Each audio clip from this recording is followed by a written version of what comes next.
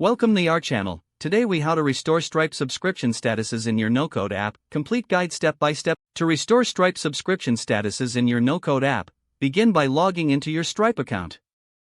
Navigate to the Subscriptions tab on the left sidebar. Locate the subscription you need to restore. Click on the subscription to view its details. Identify the current status of the subscription. If the status is cancelled or incomplete, you will need to take action. To restore the subscription, click on that Actions drop-down menu. Select Reactivate Subscription from the options provided.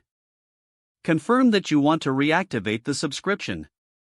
Once the subscription is reactivated, take note of any changes in billing dates or amounts. Next, head over to your no-code apps dashboard. Locate the database connection where your subscription data is stored. Find the specific entry for the subscription you just reactivated. Update the subscription status in your database to reflect the new state. Make sure to also adjust any relevant billing information if necessary. After updating your database, run a test to ensure everything functions as expected. Verify that the user experience reflects the restored subscription status in your app. Finally, inform the user about the reactivation, either through email or within the app itself. This process will ensure that your Stripe subscription statuses are accurately reflected in your no-code application. If the page does not load, refresh the browser or try again in a private or incognito window. Make sure you are using the correct email address, then retype it carefully to avoid small typos.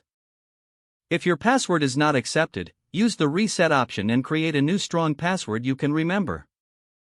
Check your spam folder for verification or security emails, then complete any requested confirmation steps.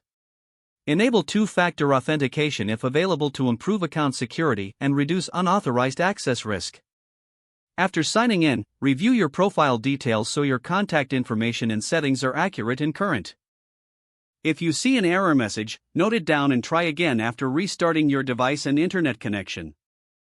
Log out when you finish, especially on shared devices, to keep your account and payment information secure. If the page does not load, refresh the browser or try again in a private or incognito window.